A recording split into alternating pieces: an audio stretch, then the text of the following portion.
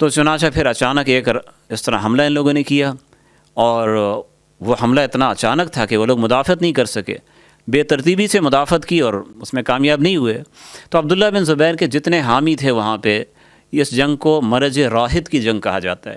اسلامی تاریخ کا انتہائی آپ یوں کہیں کہ افسوسناک باب، کہ جس کے اندر بہت سے تابعین اور ضحاک بن قیس جیسے صحابی وہ بھی شہید ہوئے۔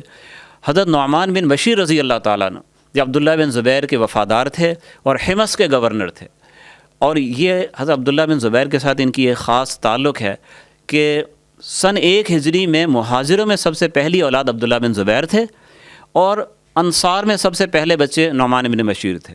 یعنی اب یہ عبداللہ بن زبیر رضی اللہ عنہ کی عمر بھی تقریباً اس زمانے میں تقریباً 64 سال تھی، اور نعمان بن بشیر بھی اتنی عمر کے تھے۔ اور حضرت نعمان بن بشیر صحابہ کرام میں یعنی فاضل صحابی، عالم صحابی، راوی احادیث کے راوی صحابی، فقی صحابی اور سیاسی امور کے ماہر صحابی کہلاتے تھے۔ تو یہ لوگ تعاقب کرتے کرتے وہاں تک پہنچ گئے جہاں حضرت نعمان بن بشیر تھے، اور انہوں نے جب دیکھا کہ بالکل بازی پلٹ گئی ہے تو اپنے گھر سے نکلے ہیں بیوی بچوں کو لے کے، تب بھی ان ظالموں نے انہیں گھیر کے انہیں قتل کیا ہے، ان کا سر کاٹ کے ان کی اہلیہ کی گود میں ڈال دیا۔ تو ان کی جو بیٹی تھیں حضرت نعمان بن بشیر رضی اللہ تعالیٰ کی، انہوں نے اپنی جھولی پھیلائی، کہا کہ اس شرف کی زیادہ حقدار میں ہوں کہ میرے باپ کا سر تم میری گود میں ڈالو۔ تو انہوں نے حضرت نعمان کا سر کاٹ کے ان کی بیٹی کی گود میں ڈال دیا۔ تو اس طریقے سے صحابہ کرام کی لاشوں پر مروان بن حکم نے اپنی ناجائز اور باغیانہ حکومت وہاں قائم کی۔ اس کے بعد مروان کو زیادہ بہرحال موقع نہیں ملا ہے، اور چند مہینے کے بعد یعنی سن یہ 64 کی بات ہے، 65 کے اندر اس کی وفات ہو گئی، اور اس نے اسی موروثی سسٹم کو اس نے جاری کیا کہ اس نے کہا کہ میرے بعد میرا بیٹا عبد الملک حکمران ہوگا۔ تو وہ حکمران بن گیا۔ تو عبد الملک کی حکمرانی آئی ہے سن 65 میں۔ تو یہ عبد الملک یہ بھی بذات خود بہت باصلاحیت انسان تھا، اور بہت اس کو احادیث یاد تھیں، فقہ کا بڑا عالم تھا، قرآن کا بہت بڑا قاری تھا، وہ سب صفات ہیں۔ مگر بات یہ ہے کہ سیاست بڑی بے رحم چیز ہے، اور ہوس اقتدار سب سے بڑا نشہ ہے۔ تو عبد الملک بن مروان جب تخت پر بیٹھا ہے تو شام کا پورا علاقہ یہ لوگ لے چکے تھے، تو پھر اس نے حضرت عبداللہ بن زبیر کے جو 2 مراکز تھے یعنی مکہ اور عراق، ان دونوں پر اس نے حملے شروع کیے۔ کئی جنگوں کے اندر حضرت عبداللہ بن زبیر کے حامیوں کو فتح نصیب ہوئی ہے اور اسے شکست ہوئی ہے، مگر آخر میں عبد الملک بن مروان نے وہ کام کیا جو اسلام کی تاریخ میں کسی نے نہیں کیا۔ مسلمانوں کی ہمیشہ سے جنگ چلتی آ رہی تھی قیصر کے ساتھ، اہل یورپ کے ساتھ۔ کوئی اس سے پہلے حکمران ایسا نہیں آیا کہ جس نے ان کے ساتھ کوئی معاہدہ کیا ہو اپنا سر نیچا کر کے۔ یعنی ہمیشہ مسلمان ان پر فتوحات حاصل کرتے تھے اور ان سے خراج لیتے تھے، پیسہ لیتے تھے۔ عبد الملک بن مروان یہ پہلا شخص ہے جس نے رومیوں سے کہا کہ میں تمہیں ہر ہفتے اتنا خراج، اتنی رقم میں تمہیں ادا کروں گا، ہمارے ساتھ مصالحت کا ایک معاہدہ ہو جائے۔ مقصد کیا تھا؟ تاکہ عبداللہ بن زبیر کے خلاف لڑنے کے لیے پوری طاقت میں جمع کر سکوں، ان کفار کے ساتھ صلح اور عبداللہ بن زبیر کے ساتھ جنگ۔ حافظ ذہبی رحمہ اللہ فرماتے ہیں کہ مسلمانوں کی تاریخ میں یہ پہلا شگاف تھا کہ مسلمانوں نے مسلمانوں کے خلاف کفار کے ساتھ ہاتھ ملایا۔ پھر اس کے بعد یہ چیز ایسی چلی ہے کہ مختلف مواقع پر ایسا المیہ پیش آیا اور مسلمانوں کو بہت بڑے بڑے نقصانات اٹھانے پڑے۔ تو پھر بھائی میں بات کو مختصر ہی کروں گا کہ پہلے اس نے ادھر صلح کر لی، ادھر اس نے عراق میں جو عبداللہ بن زبیر کے گورنر تھے حضرت مصعب بن زبیر رحمہ اللہ تعالی، وہ بھی بڑے قابل آدمی تھے، بہت بہادر آدمی، صحابی نہیں تھے لیکن تابعین میں ان کا مقام بہت زیادہ ہے۔ امام شعبی رحمہ اللہ فرماتے تھے کہ مصعب بن زبیر میں اتنی زیادہ صلاحیت تھی کہ فتنے کے دور میں عالم اسلام میں ان سے زیادہ خلافت کا حقدار یعنی اس کا لائق کوئی نہیں تھا، ان سے زیادہ اہلیت کسی میں نہیں تھی، اتنے قابل آدمی تھے۔ اور مزے کی بات یہ کہ عبداللہ بن زبیر اور عبد الملک بن مروان اور مصعب بن زبیر یہ بچپن کے ساتھی تھے، بچپن سے ساتھ کھیلنے والے، ساتھ پڑھنے والے، ساتھ جنگوں میں جانے والے۔ مگر اب جب عبد الملک بن مروان حکمران بنا ہے تو اس نے مصعب کے خلاف سازشوں کا جال بچھایا ہے۔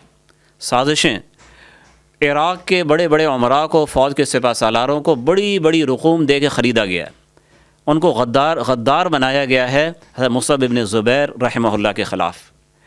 اس کے بعد عبد الملک لشکر لے کے عراق پہنچا ہے اور مصعب کی فوج آمنے سامنے ہے، اور جب جنگ شروع ہوتی ہے تو حضرت مصعب ایک سالار سے کہتے ہیں آگے بڑھ بھائی حملہ کر، تو وہ کہتا ہے دوسرا پہلے حملہ کرے بھائی، اسے کہتے ہیں بھائی تو حملہ کر، تو وہ کہتے ہیں میں ناپاک لوگوں کو ہاتھ کیوں لگاؤں، یہ تو ناپاک لوگ ہیں، میرے ہاتھ گندے ہو جائیں گے۔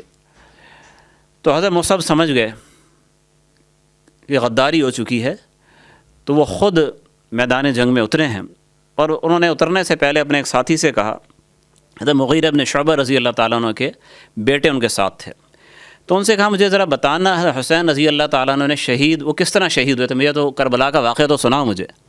تو جب انہوں نے وہ واقعہ سنایا تو حضرت مصعب بن زبیر نے اپنے عزم کو تازہ کیا اور تلوار لے کے وہ میدان میں اتر گئے، اور جو ان کے ساتھ جو تھوڑے سے وفادار لوگ تھے ان کے ساتھ لڑتے لڑتے شہید ہو گئے۔ آخری ٹائم میں عبد الملک نے 2-3 دفعہ قاصد بھیجا کہ ہتھیار ڈال دو، میں عزت و تکریم سے رکھوں گا، تو انہوں نے کہا مجھے تم جیسے لوگوں کی امان کی ضرورت نہیں ہے۔ جب وہ شہید ہو گئے تو عبد الملک کا قبضہ اب عراق پر بھی ہے، شام پر بھی ہے، اب حجاز مقدس وہ بیچ میں اس کی گرفت میں آ گیا۔ ہو سکتا تھا کہ عبداللہ بن زبیر دوبارہ طاقت حاصل کر لیتے، لیکن اس موقع پر اس امت کا شقی ترین ظالم ترین آدمی سامنے آتا ہے جس کا نام ہے حجاج بن یوسف۔ یہ شخص طائف کا ایک عام آدمی تھا، اس کے باپ دادا محنت مزدوری کرتے تھے، پشتوں کی تعمیر کے لیے مٹی اٹھا کے اپنے کمر پہ مٹی اٹھا کے لے کے جاتے تھے، مگر حجاج بن یوسف نے قرآن بڑی محنت سے پڑھا تھا، بہترین قاری تھا، بہترین حافظ تھا، تو یہ قرآن مجید بچوں کو پڑھاتا تھا، اور بچوں کو پڑھانے میں جو ٹیوشن کا جو سلسلہ ہے نا، جہاں تک میرا مطالعہ ہے سب سے پہلے بچوں کو گھر میں جا کے ٹیوشن پہ قرآن پڑھانے والا میرے مطالعے کی حد تک حجاج بن یوسف ہے۔ تو یہ بچوں کو گھر پہ جا کے بھی قرآن پڑھاتا تھا۔ پھر جب یہ عبد الملک وغیرہ یہ لوگ حکمران بن گئے شام میں، تو یہ چلا گیا وہاں پہ اور فوج کا سپاہی بن گیا۔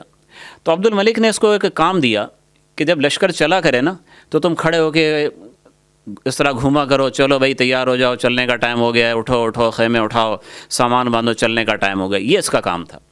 عمر تھی اس کی اس وقت کوئی 23-24 سال اس کی عمر تھی، تو یہ وہ کام تو کرتا تھا۔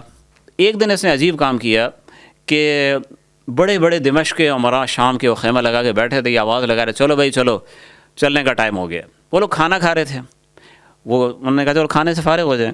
یہ ایک چکر مار کے واپس آیا تو اسی ٹائم ابھی بھی کھانا کھا رہے تھے، تو اس نے اپنی تلوار نکالی اور ایک دم خیمے کے جو رسے ہوتے ہیں ان کے اوپر ماری، پورا خیمہ ان عمراء کے اوپر آ کے گر گیا۔ وہ بڑے بڑے شریف لوگ تھے، بڑے بڑے عالی نسب لوگ تھے۔ عبد الملک کے پاس گئے، کہا کہ آپ کے اس لڑکے نے تو خیمہ ہمارے اوپر گرا دیا، اتنا بدتمیز آدمی ہے۔ تو عبد الملک نے حجاج سے کہا کیوں بھائی تم نے ایسی بدتمیزی کیوں کی؟ تو حجاج نے کہا کہ امیر المؤمنین یہ میرا کوڑا یہ میرا نہیں ہے، یہ آپ کا ہے، یہ میری تلوار یہ میری نہیں ہے، یہ آپ کی ہے، یہ تلوار چلی ہے خیمہ گرا ہے یہ آپ نے کیا ہے، اس لیے کہ آپ نے مجھے پابند کیا تھا ایسا کروانا ہے، میں نے کیا۔ عبد الملک سمجھ گیا کہ یہ بندہ بڑا جنونی ہے، وہ دشمن جو کسی کے قابو نہ آئے نا، جس پہ ہاتھ اٹھانے میں کسی حیادار انسان کو شرم آئے، یہ اس کو بھی نہیں چھوڑے گا اگر میں کہہ دوں۔ تو اس نے کہا ٹھیک ہے۔ تو جب عبداللہ بن زبیر اب مکہ میں رہ گئے تھے حجاز میں، تو عبد الملک نے اسی حجاج بن یوسف کو آزمایا اور اسے کہا کہ بھئی تو جا اور یہ کام تو کر۔ اور بعض روایت میں یہ کہ حجاج نے خود پیش کیا اپنے آپ کو، وہ کہتا تھا عبد الملک کون جائے گا عبداللہ بن زبیر کے خلاف، کسی کی ہمت نہیں ہوتی تھی، تو اس نے کھڑے ہو کے کہا یہ کام میں کروں گا۔ تو یہ پھر وہاں سے روانہ ہوا، شام کی فوج اس کے ساتھ تھی، مگر سیدھا نہیں گیا ہے، پہلے یہ طائف گیا ہے، وہاں سے اپنے قبیلے کے لوگوں ساتھ ملایا ہے، پھر اس نے آ کے مکہ کا محاصرہ کر لیا۔